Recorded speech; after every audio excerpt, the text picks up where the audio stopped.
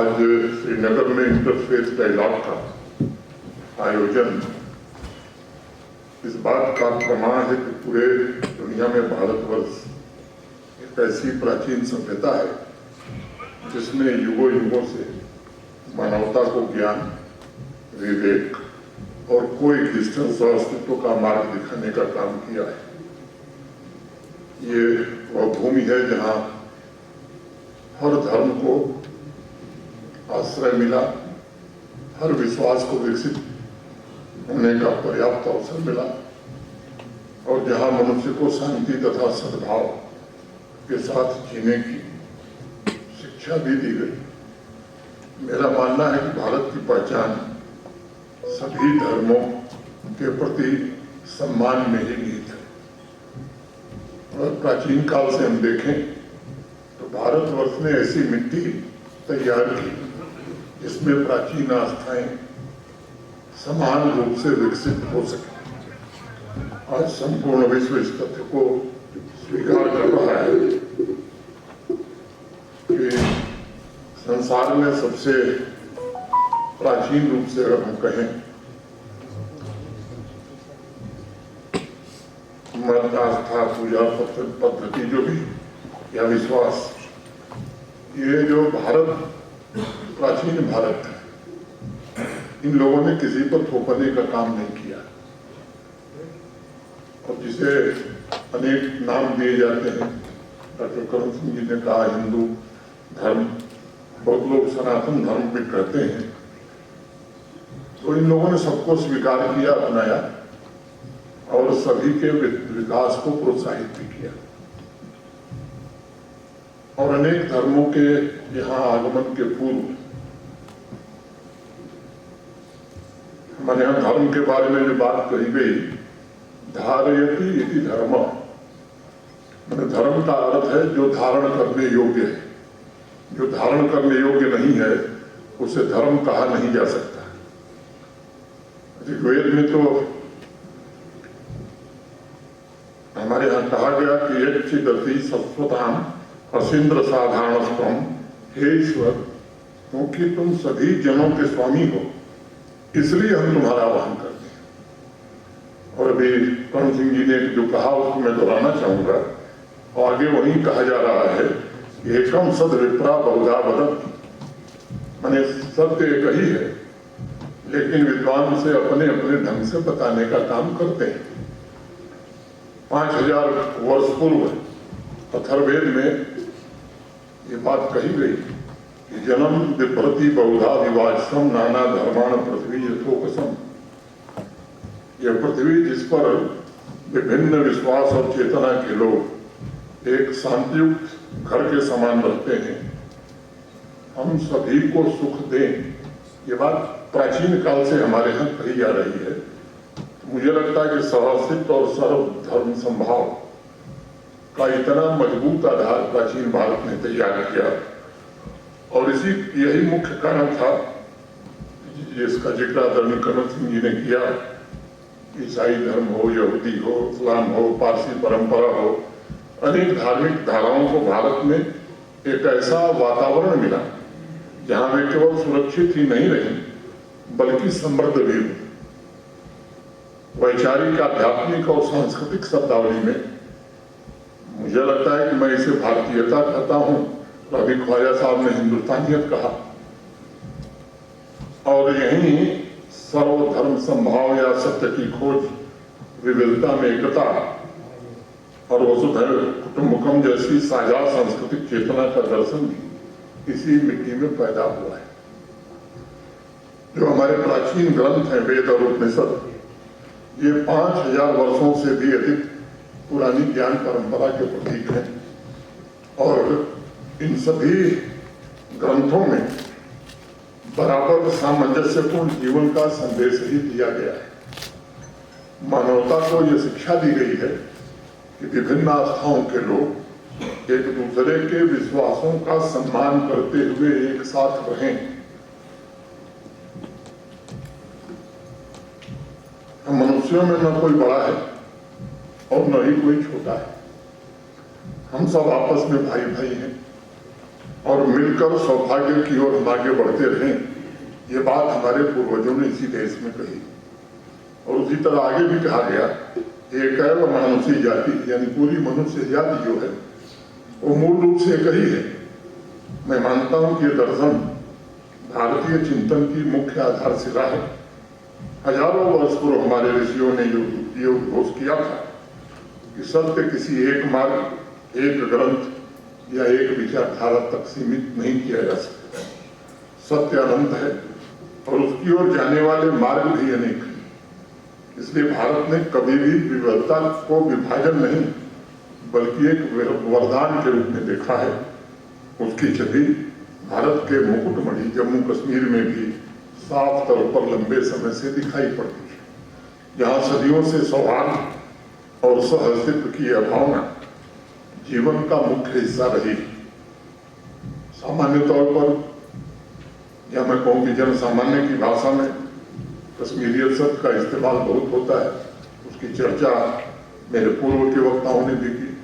लेकिन अगर वास्तव में आप देखें तो भारतीयता, कश्मीरियत या हिंदुस्तानियत, तीनों को मुझे लगता है अगर विचार करेंगे तीनों एक ही तरह के शब्द हैं या एक ही शब्द हैं।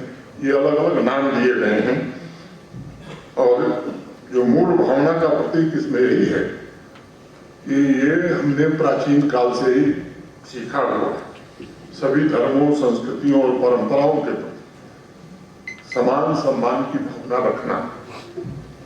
भारतीयता या कश्मीरियत केवल सांस्कृतिक पहचान नहीं बल्कि ये कोई एग्जिस्टेंस का सबसे बड़ा दर्शन है, सहअस्तित्व का दर्शन है।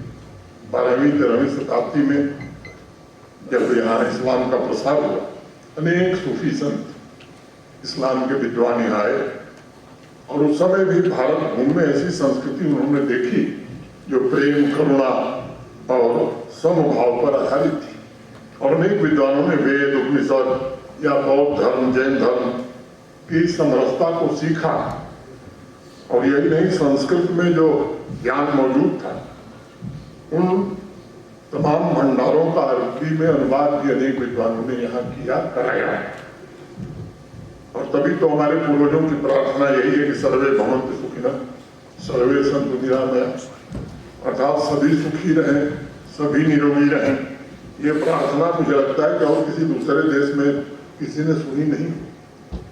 एक धर्म, एक मजहब के लिए नहीं, पूरी मानवता के लिए। यह संपूर्ण मानवता के कल्याण की कामना है और मैं मानता हूँ यही भारत की असली पहचान है। और श्रीमद् भागवत गीता में तो यहाँ तक कहा कि हे यथा मां प्रपद्यन्येतांस्तथैव भजाम्यहम् मम आत्मान वर्तन्ते पार्थ सर्वशः। अर्थात जिस रूप में भी व्यक्ति मुझे चाहे, मैं उसी रूप में उसकी इच्छाएं पूरी करता हूं। और व्यक्तियों के रास्ते चाहे कोई हो, वे मेरे ही मार्ग पर चलते हैं। चाहे हिंदू बन करके चलिए, चाहे इस्लाम ग्रहण करके चलिए, या सिखिज्म अपना करके चलिए, या ईसाई बन करके चलिए। इतिहास पर अगर नजर डालें तो मुझे लगता है इतिहास गवाह है, जब दुनिया के अनेक भागों में यहूदी समुदाय का बहुत उत्पीड़न हो रहा था, तब उन्हें केरल में भारत ने सुरक्षित स्थान दिया। पारसी समुदाय की बात आदरणीय करण सिंह जी ने की। जब वो अपने मूल स्थान से विस्थापित हुए तब उन्हें भी हिंदुस्तान में ही अपनाया गुजरात। जब ईसाई आए तो उन्होंने भी इस भूमि पर दुनिया के प्राचीनतम चर्चों में से कुछ चर्चों की स्थापना हिंदुस्तान में। इस्लाम भी जब भारत आया तब देश में मंदिर, गुरुद्वारा और गिरजाघरों के साथ साथ मस्जिदें भी सम्मान और गरिमा के साथ खड़ी हुई। तो मुझे लगता है कि भारतीयता में किसी अन्य धर्म के व्यक्ति को बलपूर्वक प्रलोभन देकर अपने धर्म में शामिल करने की कोई अवधारणा कभी नहीं थी। भारतवर्ष और उसकी भारतीयता ने कभी किसी से ये नहीं कहा कि वो अपनी आस्था को त्याग दे। और हमारे यहाँ तो धर्म में भी ये बात कही जाती है कि अगर दूसरे धर्म का अनादर आप करते हैं तो आप धार्मिक हो ही नहीं सकते।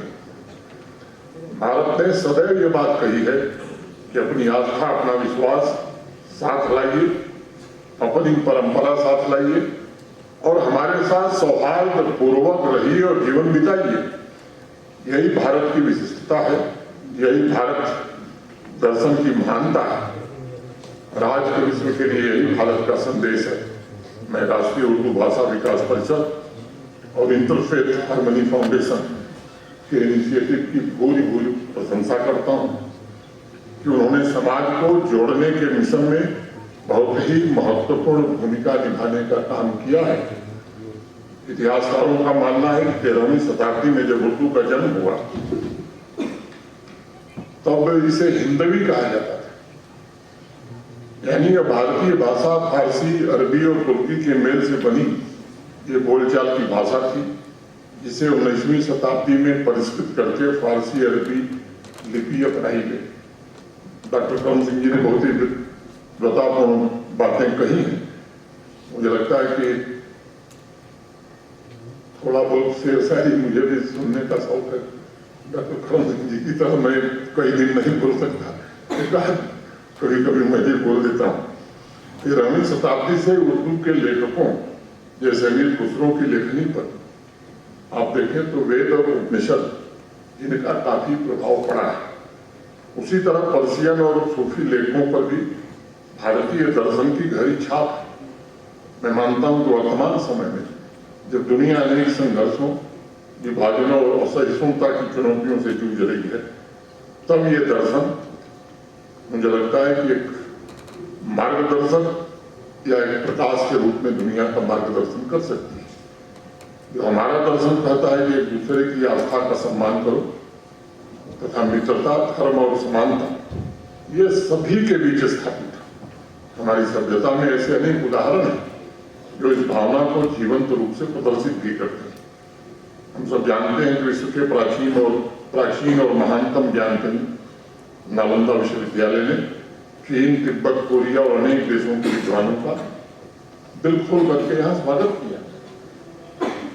वहां किसी ने अपनी आस्था बदलने को कभी कहा नहीं, बल्कि वहां केवल ज्ञान के आदान प्रदान पर ही बल दिया है। मुगल शासक अकबर ने भारतीय समन्वय की भावना से प्रेरित होकर विभिन्न धार्मिक परंपराओं के श्रेष्ठ तत्वों को एक साथ जोड़ने का प्रयत्न इसी देश में किया। वो संत कबीर ने हिंदू और मुस्लिम पहचान से ऊपर उठकर मानव एकता का एक संदेश पूरी दुनिया को दिया। गुरु नानक देव, योगिनी ललसवरी, मुंद ऋषि, इन सभी ने सभी की आस्थाओं के सम्मान और मानवता का संदेश देकर इस सर्वधर्म संभाव परंपरा को आगे बढ़ाने का काम किया है। पूरे देश में जो कश्मीर की धरती है, ये सर्वधर्म संभाव और आपसी भाईचारे का सर्वोत्कृष्ट उदाहरण इसने प्रस्तुत किया है। सभी धर्मों का सम्मान कश्मीर की समृद्ध परंपरा रही है।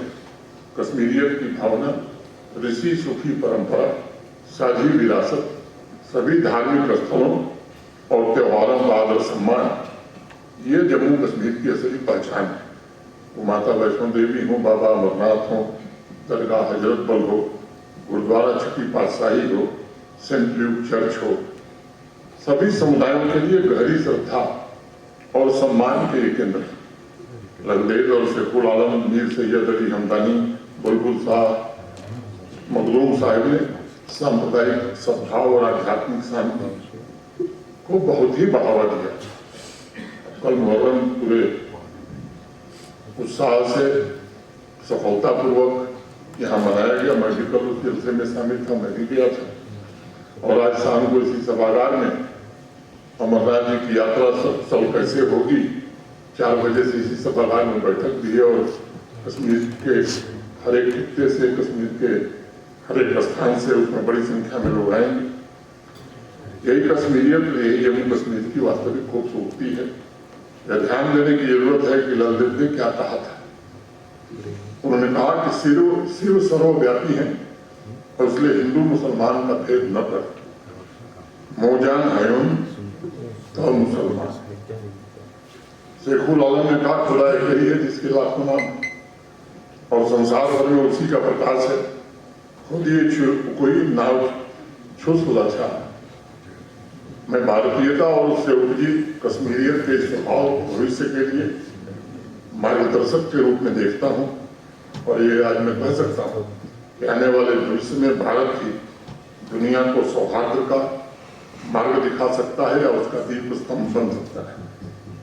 आज दुनिया धर्म, भाषा, नस्ल और विचारधाराओं के आधार पर विभाजित दिखाई पड़ती है, परंतु पूरी दुनिया को यह विश्वास है कि भारतीय दर्शन विभाजनों को पाटने की क्षमता रखता है। हमारे ऋषियों ने सिखाया कि संपूर्ण मानवता एक परिवार है। भावोपनिषद का प्रसिद्ध वाक्य वसुधैव कुटुंबकम अर्थात समस्त विश्व एक परिवार है, यह भारत का जीवन दर्शन है। यदि विश्व इस सिद्धांत को अपनाता है तो संघर्ष कम होंगे, शांति का विस्तार होगा। मैं वैश्विक समुदाय तथा आवाम के सभी वर्ग और सभी धर्म के लोगों से निवेदन करूंगा कि हमें अपनी प्राचीन ज्ञान परंपरा को जीना चाहिए। विश्व के साथ सौहार्द, सहअस्तित्व और मानव एकता का ज्ञान साझा करने के लिए भारत के लोगों को भविष्य में भी अपने उत्तरदायित्व का निर्वहन करना होगा।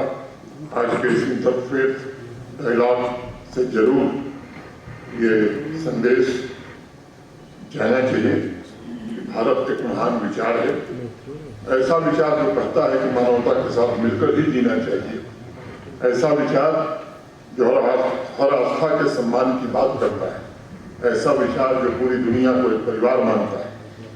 मेरा निवेदन होगा कि हम इस विचार को मिलकर के आगे बढ़ाएं, हम दुनिया को याद दिलाएं कि शांति संभव है, सौहार्द प्राप्त किया जा सकता है और सभी धर्मों के प्रति सम्मान ही उज्जवल भविष्य की गारंटी। मेरी प्रार्थना ईश्वर से कि हम अपने वेद उपनिषद की शिक्षा, अपने सभी महान संतों, ऋषियों, सूफियों के आदर्शों और भारतीयता की भावना को अपने जीवन में उतारें, क्योंकि गांधी जी एक बात बार बार कहते थे कि जो कुछ हम कहते हैं वो करके दिखाएं। जो हम कहते हैं अगर कर नहीं सके तो मुझे लगता है उस कहने का कोई अर्थ नहीं होता है। और इसलिए मैं ये चाहूंगा कि आज के इस सभागार से आगे भी आप सब चर्चा करने वाले हैं। डॉक्टर करण सिंह जी ने जो बात कही, ये संदेश पूरे जम्मू कश्मीर में जाए कि नहीं, हम सब मिलकर एक साथ ही जम्मू कश्मीर को और भारत को आगे बढ़ा सकते हैं। जो लक्ष्य आज देश के आम आदमी के मन में बैठ गया है विकसित भारत का, वो लक्ष्य तभी पूरा होगा जब हम एक दूसरे का आदर करेंगे, एक साथ मिलकर के लक्ष्य की ओर आगे बढ़ेंगे। और अल्लामा इकबाल की दो चार पंक्तियां पढ़ लूं, खत्म करूं। गैरियत के पर्दे एक बार फिर उठा दे, गैरियत के पर्दे एक बार फिर उठा दे, बिछड़ों को फिर मिला दे, निक से दूरी मिटा दे। सुनी पड़ी है मुद्दत से दिल की बस्ती, सुनी पड़ी है मुद्दत से दिल की बस्ती, आई एक नया शिवालय इस देश में बना दे, आई एक नया शिवालय इस देश में बना दे। दुनिया के तीर्थों से ऊंचा हो अपना तीर्थ, दुनिया के तीर्थों से ऊंचा हो अपना तीर्थ, दामन आसमां में इसका कलश मिला दे।